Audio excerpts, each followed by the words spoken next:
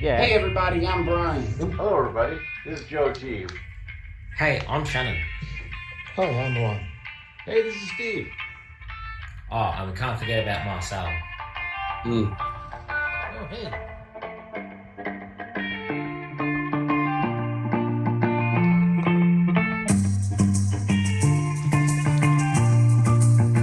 Okay, Brian. Now go.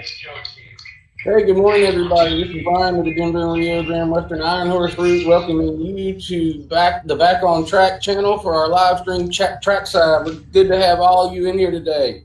I see Sparky and Gary and Roy H, Roy S, Art. We got Norman Rowe.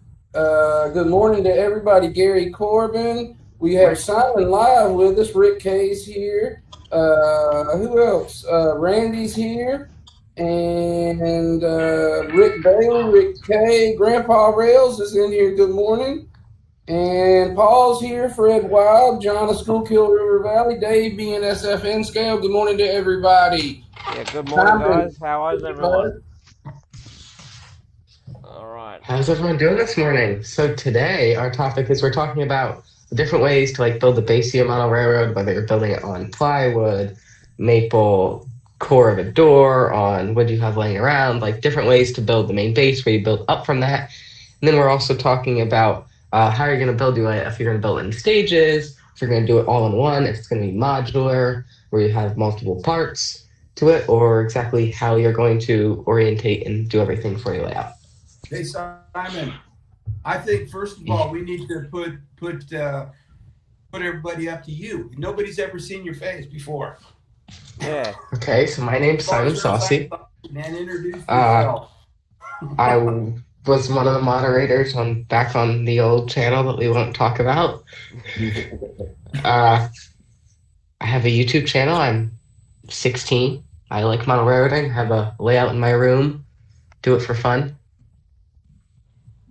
Okay. Man, you make me feel old, Simon. That's very cool to have you here. Thank you. I'm sorry, Shannon. I just lowered the collective age by 10%. Anyway. We need to do that. Now, what's going on?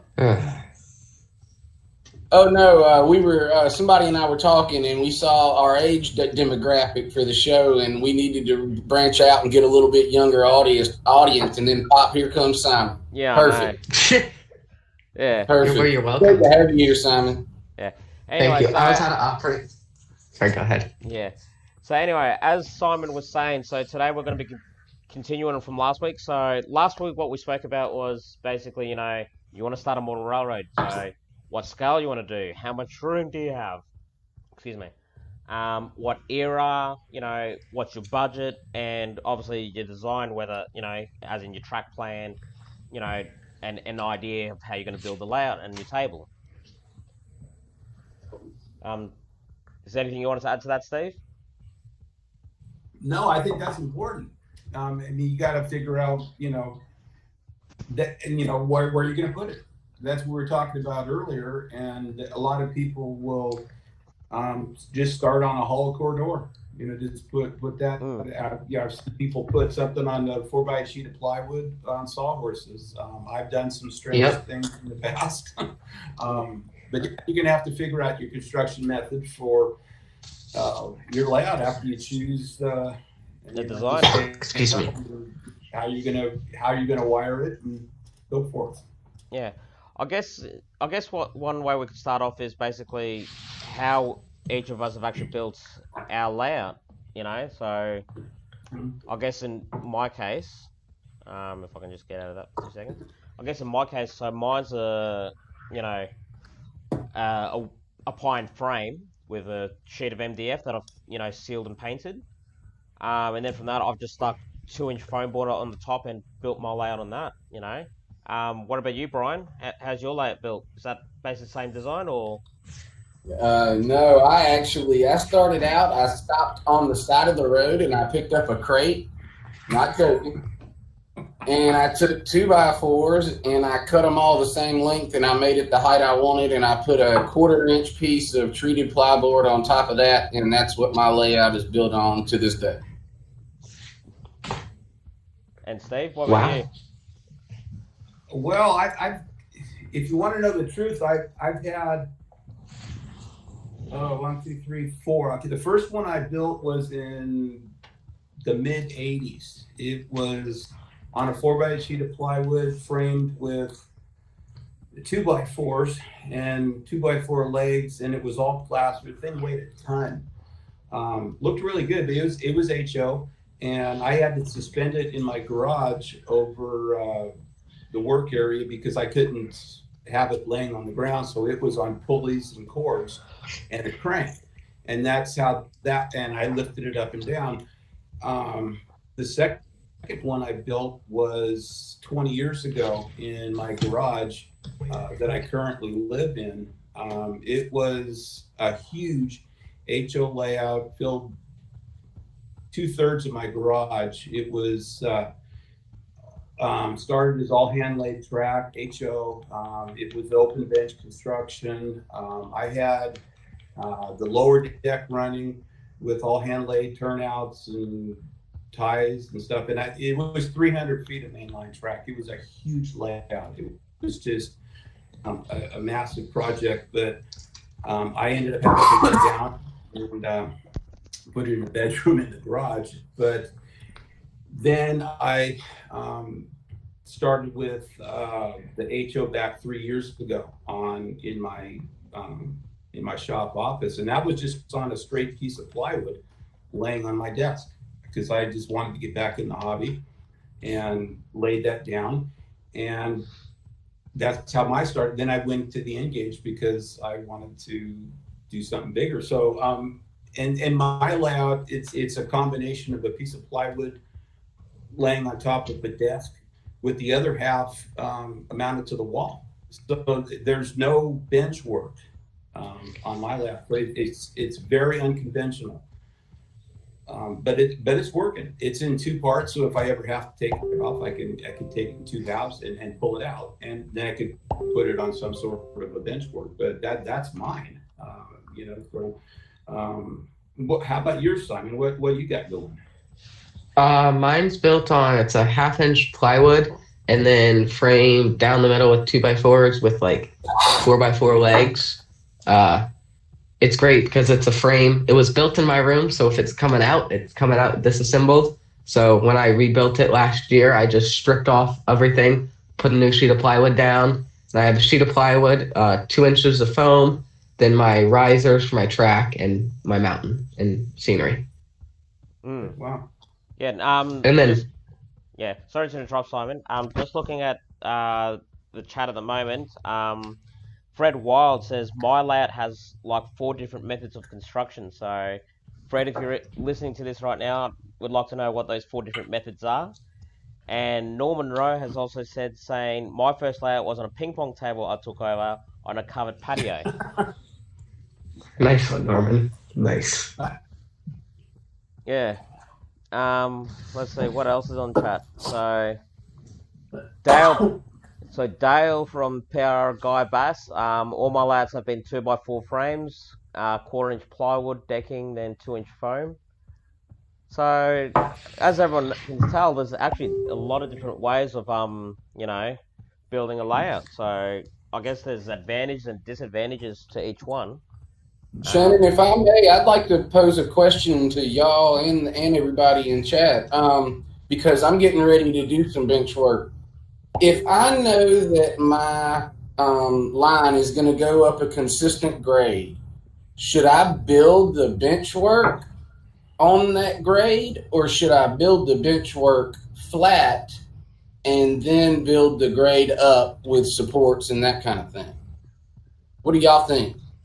Well, I'm guessing that question is in regards to the Helix you got going on behind you? No, the extension that I'm coming up, that I'm going to be doing. I'm building a new bench for an extension, and I know that it's going to have an uphill grade the whole way throughout the whole bench.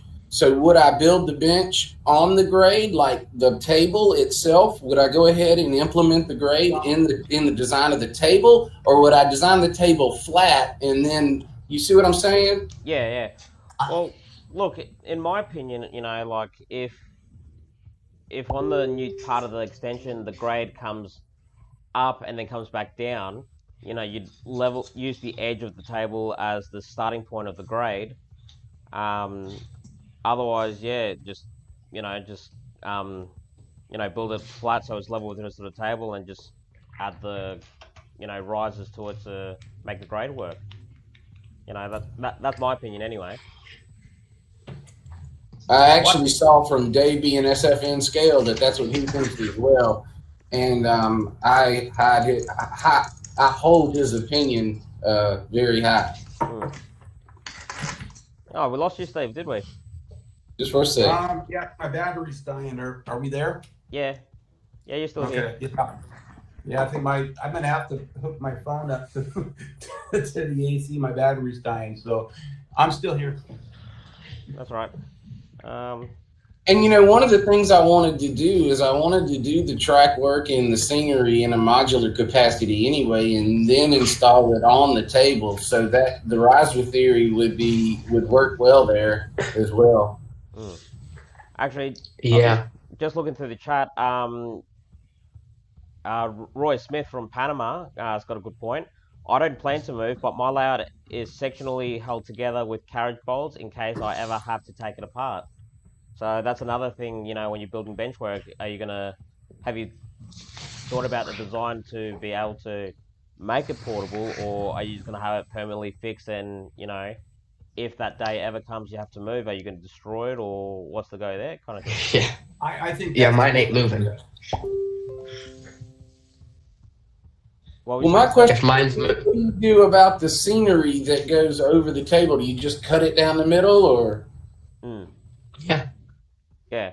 Well, it all cut it really. Down. So. I have to cut mine through my river and stuff. I'd have to cut it. I mean, I guess I could.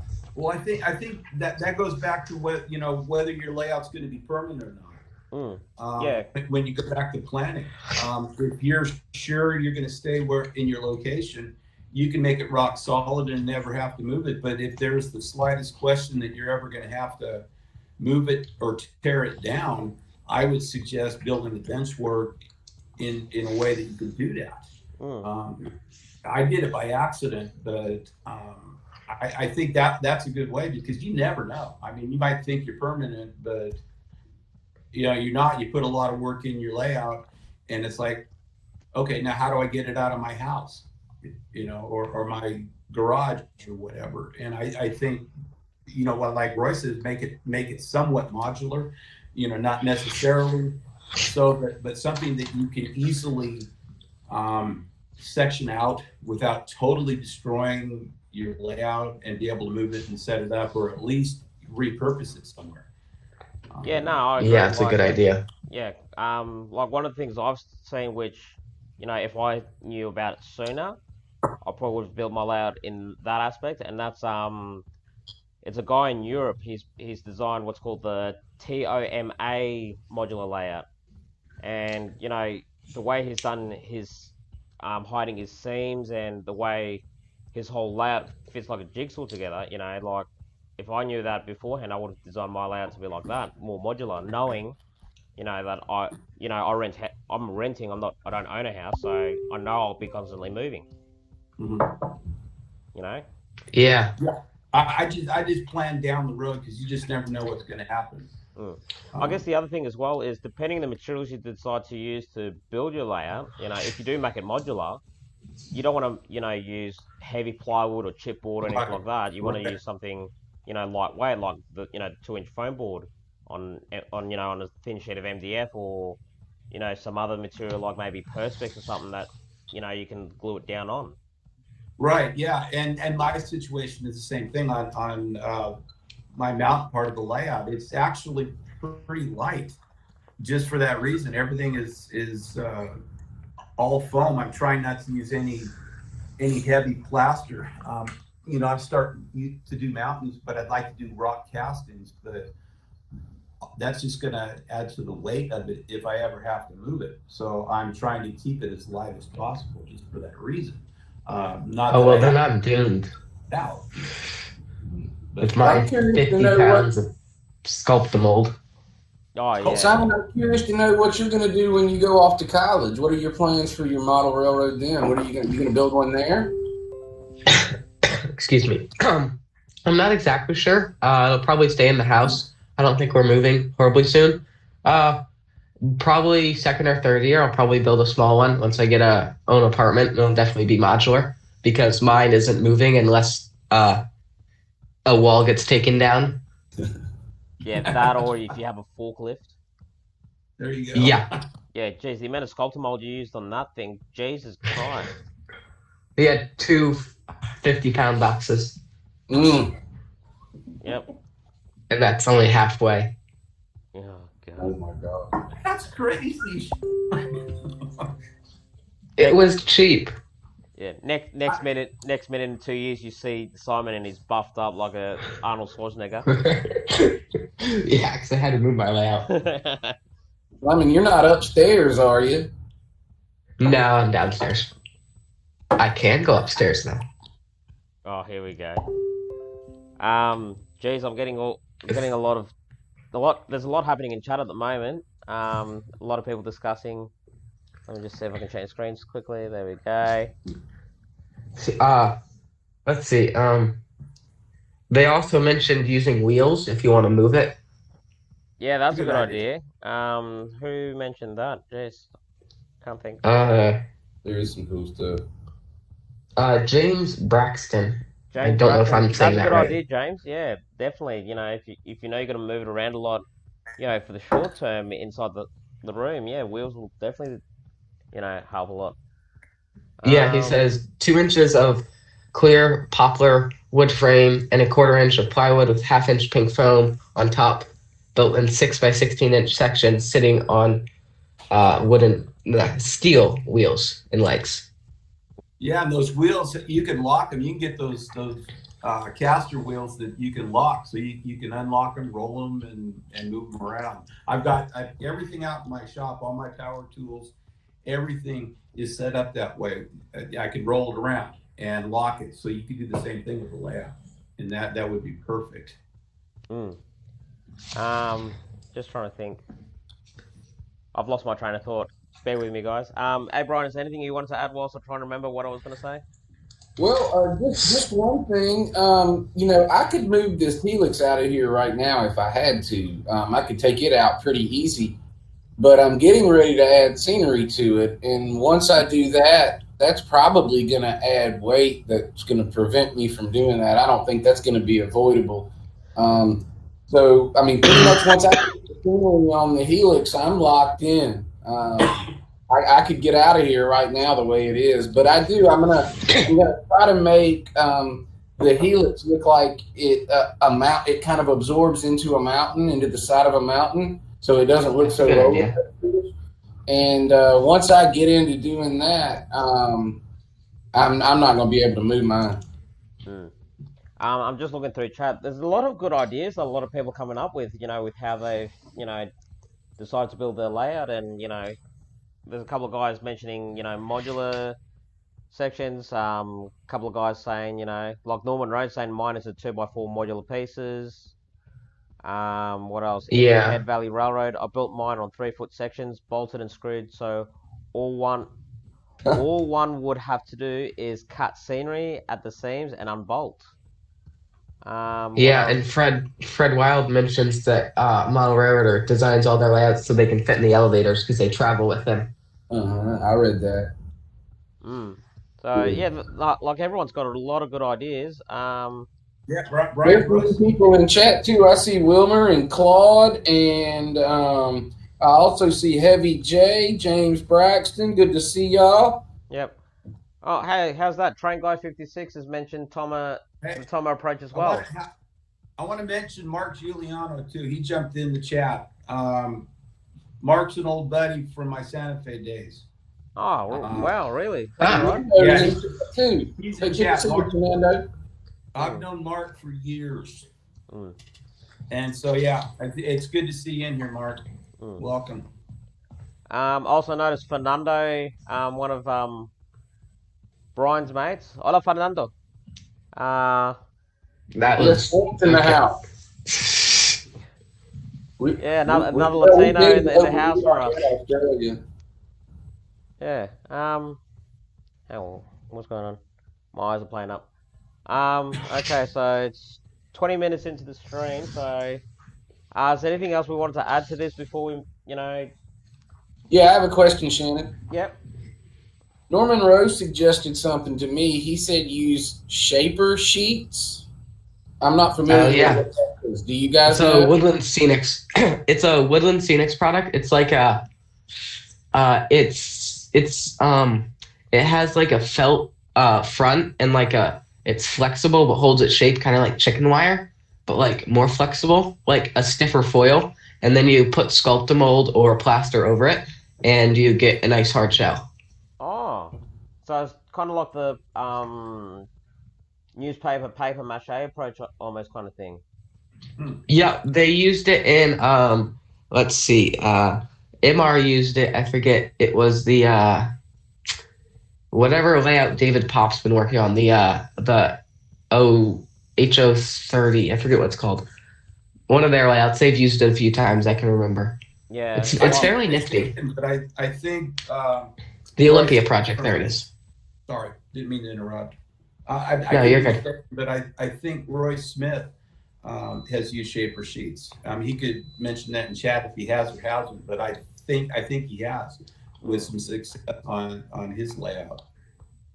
Well, Norman was suggesting they're very lightweight to use and would reduce the weight, and that might, still would give me an option to move if I had to. So that's something I'll check into. I want to thank you for mentioning that, Norman. Yeah, no, definitely. Okay, so just for the minute, just looking through the chat. So yeah, like everyone's, coming up with some pretty good ideas, and like as I said, there are many ways you can, build a layout. But I guess the next thing we want to talk about is, like, how you're going to build it. Are you going to build it in stages? Are you going to build it in, all in one hit? Are you going to approach it, in a step-by-step plan? Like, I've done mine in a step-by-step plan as such. What about you guys? Like, Yeah. Well, yeah, because we were talking about that earlier about, whether your interest is more scenery or running trains. You can, get your trains running and your bench work up and, and your scenery take kind of a back seat to your running of your trains. Or are you doing scenery? Are you want to kind of get your scenery going before you're running trains? Like I was telling Shannon, I had a family member from years ago that had an awesome layout. It was probably 10 by 20 that didn't run worth a darn because he didn't care about that. He had old brass HO snap track and trains didn't run good at all, but his scenery was really nice. So his interest was doing scenery. So you kind of have, once you get going in that direction, what's more important to you, running trains, getting your scenery done, both, or getting it all done at one time. Yeah, exactly. Okay, well, if that's the case, I guess we'll discuss that after the intermission. So, now on today's intermission, Brian was speaking to one of our friends, Claude, who does the dual gauge rails at the moment.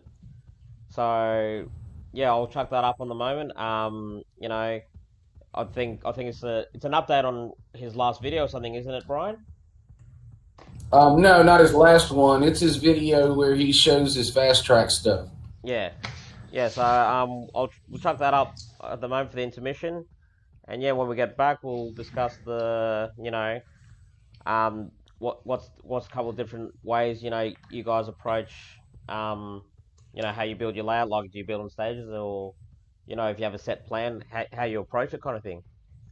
Yeah, it's a great place to jump off on watching some of Claude's videos about what he does with the dual gauge and making his own stuff. All right. Anyway, for the minute, guys, enjoy. We'll be back in a couple minutes, I guess. Okay. Are we off? Simon. Okay, I know it's been a long time since I did an update on the railroad. I've been doing some other things. We got an airplane finished that I was working on that I showed you in the last video. And I just got back from New Mexico and Colorado riding the narrow gauge trains with my best friend and my son. We had a fabulous time, and I would highly recommend both those trips. The Chama train out of Chamba, the Cumbre and Toltec, and the Durango and Silverton rides are wonderful train trips pretty much any time of the year. This is an HO scale 32 and 25 degree radius curve turnout that I'm building right now. The fast track system allows you to do very nice looking turnouts and pretty much custom make them to what you want. It looks like it can be expensive on the face, and it is up front, but when I added up how many turnouts I was going to need, I actually will come out ahead by building my own. Some of the stuff I've gotten on sale, closeout stuff that they had, most of it I paid what they asked for it from the site. Here are several of the turnouts that I've already done. This is a, get over here where you can see it. This is a HON3 curve turnout, one of them that I've done. And they will go on what they call the quick sticks, which are these right here. We'll glue them down and those snap off this board. On the straight rail, I'll hand lay all the ties, but I have several number 4 turnouts. I have several number 6 turnouts. I've got a curved jig, and I also have a 3-way and a Y jig right there for the HON3. But the dual gauge turnouts will actually allow me to make not only dual gauge turnouts, but I can also build a standard gauge turnout that has a narrow gauge that comes into it. In other words, on the diversion leg can either be just standard or just narrow gauge, and I can go double with the other one or vice versa.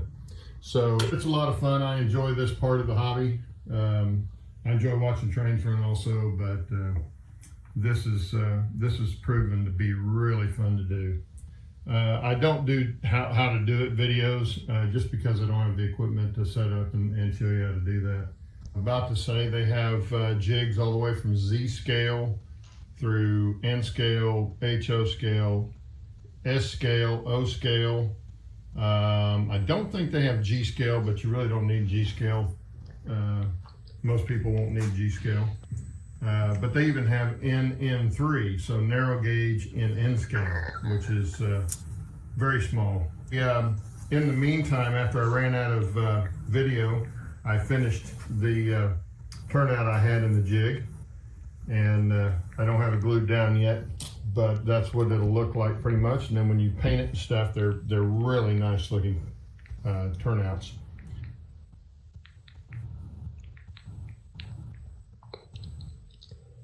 Alright guys, welcome back. I hope you guys enjoyed that. I'd like to thank Claude for, allowing us to show that some of that video of his from his channel. If you guys notice, his channel was up the top. I'll try to remember to post it down in the links a bit later on. Now, yeah, I guess from here we'll... That's part of Cowboy Valley and Timberline Junction Railroad, everybody. Check his channel out. And hit the subscribe button, man. Thumbs up and subscribe him. Blow him up. Okay, so yeah. This dude builds planes. Alright, if you guys want to keep discussing our next part of the topic for the minute, I just got to go check a few things on my end. So, but yeah, what's the next part? Okay, so before the the little intermission break, we're saying how you guys are gonna approach, building layout? Are you gonna build it in stages? Are you gonna do it all in one hit? Are you going to, you know, do it, in a budget format? You're gonna spend a lot of money in one hit for one section, build everything and then move to the next budget of it, etc. Well, I'm driven by budget. That's my deal is budget. And mine's on plywood. Then that's mine is extremely simple, and it was never planned. So and now I'm starting to do scenery, but I'm doing a little bit at a time. I'm not going to try to cover the whole layout in paint, trying to do a little bit, figure that out, and move on. So I guess that's how I've done the whole layout. It's a little bit at a time. None of mine is planned. It's all kind of just looking at the community and figuring stuff out and see if it works. And if it doesn't, then I try something else. So that's been my approach to my current situation. How about you, Brian? Like, how you approached your layout? Did you build yours in stages or? Definitely budget minded in general. I have to do mine about $50 at a time, and I have a design that will basically allow me to extend about 6 different times and continue to run trains in a continuous loop. Now, as I progress in the hobby, I want more operation type things integrated in there. And that's what's becoming challenging for me now with the original plan, because that kind of stuff was never factored in. My only consideration was watching the train go around and around and around. And now that I'm not using Atlas turnouts, sorry, Steve, I enjoy operations some. I like to back my train up and pick up the logging cars and stuff like that now, because the turnouts aren't as finicky when I'm using Pico. So I'm finding more enjoyment in that. And so if anything, my flaw in my plan was great in regard to running trains continuously, but not so much for the operation side. Well, and see, you touched on a good point, Brian, is the Atlas turnouts. You are at a stage where you figured out that the Atlas turnouts can be finicky.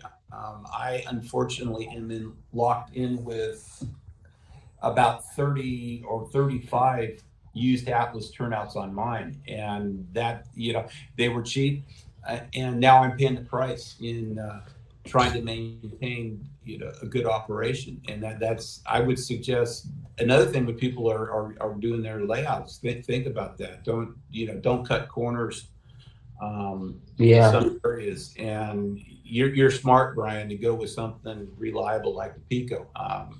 Mine, well, listen, I'm stuck with it. That I can't change it. They're like $2 more. I've been modeling a year. I can lay a curved Pico on a Helix and it works. Yeah. Yeah. What about you, Simon? Have you approached your? Definitely budget. And in kind of stages, like I did a 6-month where I built it from the ground up to the mountains, and I left it alone for a little bit while I built up money, and just went along as I had the money, going through most of the steps of laying track, laying the base scenery, and then more of the detail, and going along as it progresses, learning from the mistakes I did in the last layout and changing them, not buying Atlas turnouts, buying Pico turnouts.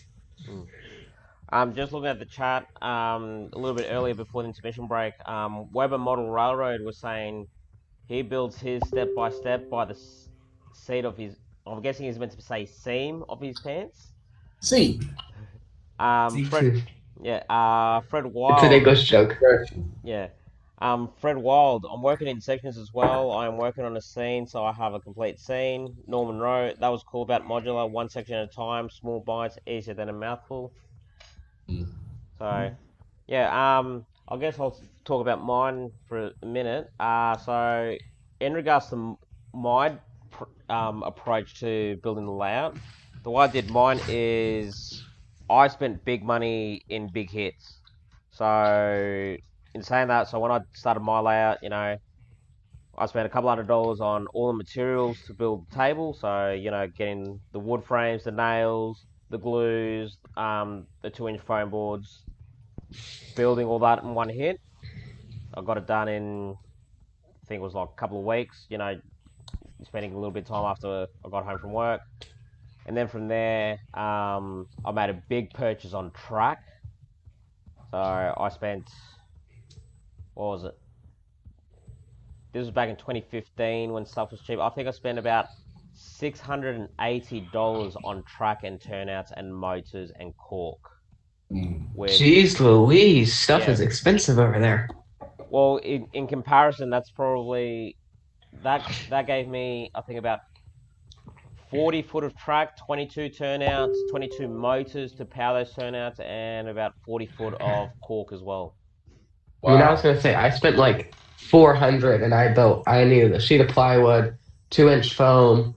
Risers weren't counted into that. That was like $200 just alone, plus the $90 I paid for overnight shipping because I'm impatient. But like my Flex Track, I bought a giant box of like 25 for like $50, which is like, I also got it on sale because my hobby shop was going out of business. Like the turnouts, I mean, I think it was like $300 to $400, and I did everything from building the base or putting a new plywood on the base all the way to having track and turnouts runnable. Haven't put the motors in them yet. Yeah. Well, that's how I've approached mine. So, you know, after I bought the track, I did all the track work, made sure all the track work was spot on. Then from there, you know, I spent another big budget on, you know, getting all the scenery, then doing all the scenery, then, you know, the buildings. You know, I just did it in stages like that. So, you know, as I finished one stage, I'd go, right, I'm up to this stage. How much money do I need? Bang. There's the money, and get it done. You get a rock solid subject then, and that's get your track work reliable before you move on. Yeah. That would be my biggest suggestion with whatever you do. Get your trains running good before you move on to scenery. Yeah, and don't skimp on the wiring either. That's it. No. Yeah. That goes with track work too. Yeah, exactly. Like wiring's a big thing. And it's a pain. Even I like wiring, but it is a pain to have to drill 30 holes and solder up 30 feeder wires and then sit under a layout for an hour while you use suitcase connectors to hook it all together. You know, Roy S. of Panama brought up a very good point. He said, build your layout in stages because there's no reason to be in a hurry. And that's the easiest thing that's the biggest mistake I'll get myself in a hurry quick. I got to remember that all the time. Well, I guess that's what happens, you know, when you start building a model railroad. You know, like I know a lot of people I've spoken to that decided to want to start doing a layout. They're impatient. They just want to get right into it right away. They're like, you know, they're like, this is the idea I have. You know, I want to get an oval bit of track. You know, run a few trains, and then I'm going to do this, and I'm going to do that. And it's just like, you know, I'm kind of looking like, geez, there's so much information, I can't keep up. Well, yeah, and you get kind of a YouTube overload because you start looking for information, you grab YouTube and start looking at stuff, and it's like, well, shoot, I can do that. You know, so you really, you know, need to, you know, don't get out of your comfort zone, you know, building a model railroad. You know, get comfortable with what you got. Yeah. Yeah. Then you start shooting videos too. Yeah. And there you go. Yeah, and like doing stuff in the wrong stages can also be deadly. Right. Yeah, exactly. Well, it's like what Steve said earlier. You know, like some people, you know, like the scenery side of it first, you know, before the track work. Other people, you know, like the track work before the scenery. But you know, if you think about it, you know, if you had to look at everything in what stages you have to build it, you first have to get your track work down first, you know, before you do any scenery. So, you know, for those people that, you know, like doing scenery, you know, they might get up to the, you know, they might not want to do the track stage, but if they can get to the track stage and just get past that and be patient with it so there's no flaws in it, you know, then they can take as much time on the scenery. And also, you got to go back to the track planning. What we talked about last week is, you know, if you've got a problem area on your layout or something, how are you going to access the problem if you bury it with scenery? I had, Yeah. that's my, and I think Roy Smith, he had the problem with the Helix on White Mountain. It's like, how do you access, the Helix? So you got to, when you're planning your railroad and your sceneries, that's got to be factored in, because if you Definitely. you can't clean track or you get a derailment, you can't get to it, you're in a world of hurt. Yep. If it's behind a mountain. Yeah, exactly. Or- Anyway, just looking through the chat. Right now. Sorry, Brian? I'm in that situation right now. I'm wanting to, I mentioned I want to make the Helix kind of look like it absorbs into the side of a mountain. I got 3 turnouts that's going to be under there. I'm going to have to build lift off. Now, just looking through the chat, Sparky's been sending me a couple of messages to keep us updated with the chat. Where am I?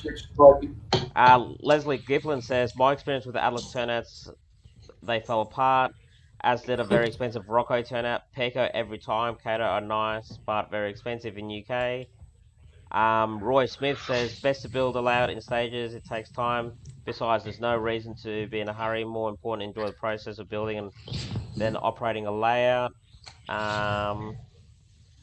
Sparky's even put his 2 cents in, saying, if you really need to run a train, buy a train set and run on that track just for a train fix, well, then back to the layout. That's actually a good idea, Sparky. Yeah. Well, people also get in the mind frame that you need to understand, in my opinion, that a model railroad is never done. Oh no, heck no. It's never done. I mean, if it's done, you start over, you get tired of stuff and you change it out. So, never try to finish your model railroad because it's not supposed to be done. It's a product. It's a process. Oh yeah. Yeah. Well, that's the thing. Like with my layout, a lot of people actually might, probably give me a lot of crap for this, but my current layout I'm currently building now, I am planning on selling it in the future, possibly in the next 12 months. Whoa. And the only reason for that is I've got another layout that I need a fund to actually rebuild, which actually has a lot of history to it. Ah. Yeah. Interesting. Yeah, which, on my channel, hopefully eventually I'll do a quick video on it. Life makes things hard for me to post videos, but to give you the short version, this layout I want to rebuild is as old as I am. It's 30 years old. It was built by Train World Australia.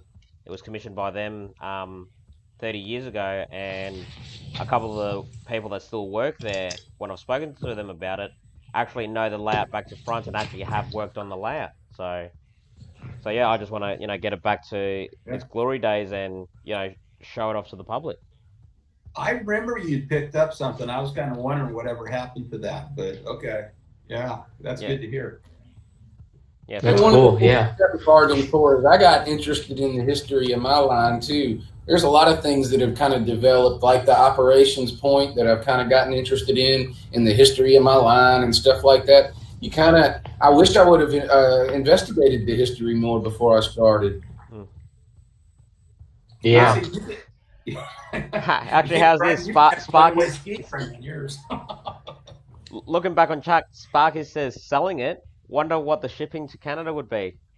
If you want, Sparky, I can actually work that out because it actually does crate up. It actually crates up into a big crate.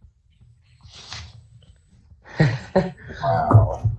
One of the years, I think it was like 3 or 4 years ago, when I was in the national, I went to the National Train Show, and Model Railroad was selling one of their project layouts, and I had enough to get it, but we had rented a car and flown there instead of driven. I was like, darn, I could have brought it home. And they were selling it there. I forget how much it was, but it was very reasonable.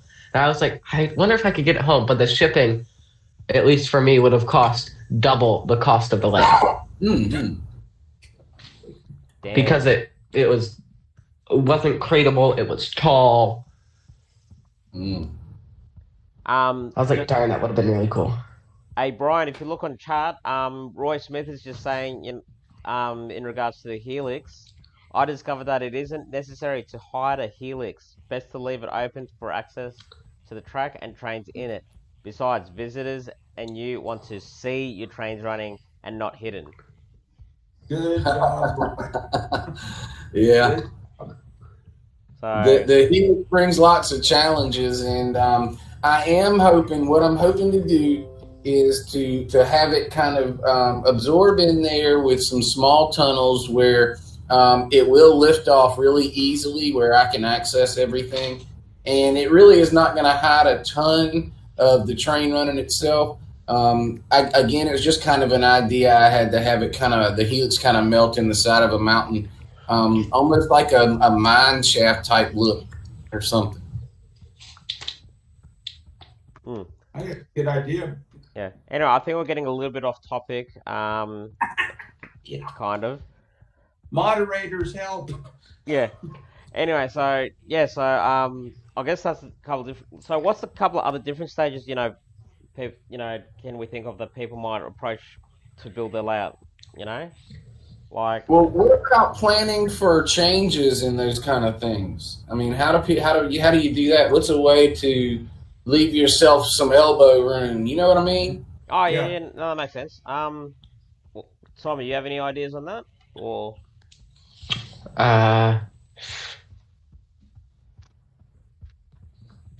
I don't know.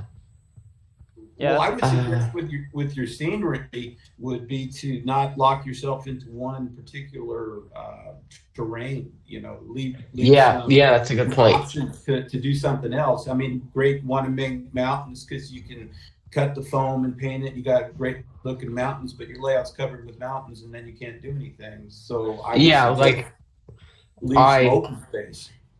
yeah, like my layout is based around the ski area in Utah, but it's done in the fall to winter area. So if I decide I don't like winter, I still have the grass in the fall. I can change it to summer and make it something totally different with only small modifications. Instead, if I were to make it completely winter, I'd be locked into winter forever.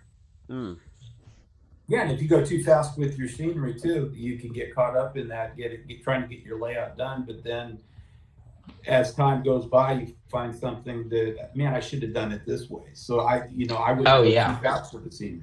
Kind of go a little bit at a time because it changes as you do it. You get different. Ideas. I was on part of mine. I was cutting some stuff down. And I was thinking, man, that'd be kind of a good spot for a little tiny ski resort, maybe something like that. And that's something I just thought when I was cutting the mountains. I have one planned on my layout, a ski resort. My line ends at Winter Park, which is a ski resort. There you go. My whole layout is a ski resort. That's awesome, though. Yeah, mine's not, but mine's all through the mountains. Well, just a small portion is not through from Denver till it hits the foothills. Yeah. Well, like when we drove past it onto vacation. I was like, that's really cool. I'm going to build that. And I came home and I started designing it. And I was like, there's actually a track that runs by. I can make it semi-realistic. I was going to say with my layout, a lot of the buildings and scenery in mine actually lift off, so I can actually, as long as I have the same footprint, I can swap my buildings out from 1940s to, if I decide to construct them, to 1990s. Same with my coal mine. I can go from a 1940 coal mine to a 1980s coal mine if I want to, and same with my tunnel portals. They just come off. They're only held in with a couple of pins off glued into the back of them. So I can go from an old stone portal to a concrete portal. Yeah, that's a good strategy, definitely. Yeah, Simon, funny story, the Iron Horse thing is an actual resort right by the railroad tracks in Winter Park. That's how I got my name, the Iron Horse. I used to stay at that resort a lot when we would go skiing when I lived out there. Oh, that's really cool. You gonna have a Runaway ski train on your layout, Brian? No, but I like that movie. I've watched it. Actually, I saw someone post photos of a model of that the other day. It looked really good. Well, the funny thing is, on that movie, one of the locomotives has actually been is saved. I believe it's in Bouldin, Colorado. I think it's the 3011 off that movie, and I don't know if that was coincidence or planned, but it's a GP30 that they used I mean, it's basically a Rio Grande locomotive that they repainted the name on it, Sierra Pacific or something along that line. That was the lead locomotive on the Runaway ski train, and it's kind of funny that was saved. But the movie is pretty cheesy. It's your typical early '70s disaster movie, but it's got some good railroad scenes and some good history of the ski train. And scenery.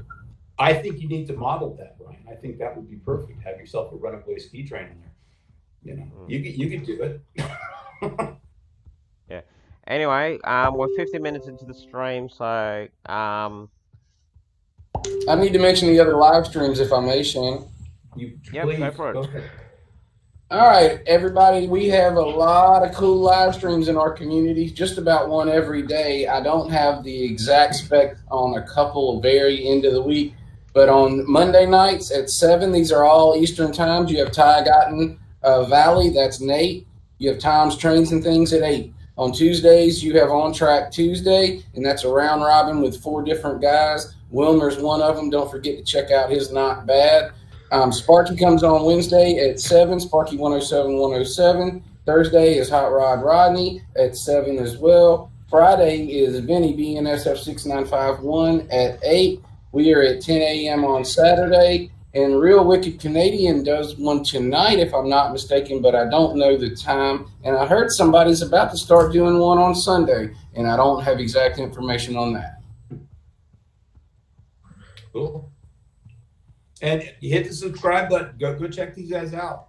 Watch them. Yeah, definitely. I was just gonna add in there as well. If anyone's, anyone who wants, send us an email, photos, videos, anything for our intermissions. And also don't forget to subscribe to us and, click the bell icon so, you get future notifications on our channel when we go live. And I think we're getting better at this. I know the first one was kind of a train wreck, technically. But I think everyone was very understanding, and we certainly appreciate their support. Numbers went up. We hit 30 last week. We hit 40 this week, I think. And so we're doing exactly what we need to be doing. We're here for everybody to hang out. And like Shannon said, we're not videographers. We're model railroaders. And we're regular people. So we don't do this for a living. We do it for fun, and it's all about the community. And that's really the whole idea behind this format that we all put together. It's all about the community and getting ideas from everybody else, and that's our direction. Yeah. Okay. Is there anything you want to add, Simon, before we go? I think that's it. Yeah, just keep supporting us. Share us with anyone who is into model railroading. Let's grow this and get other people into the hobby and hopefully share our experiences so other people can learn from our mistakes and they don't make the same mistakes. Yeah. All right. Okay. So did you want to close up, Brian, or do you want me to close up?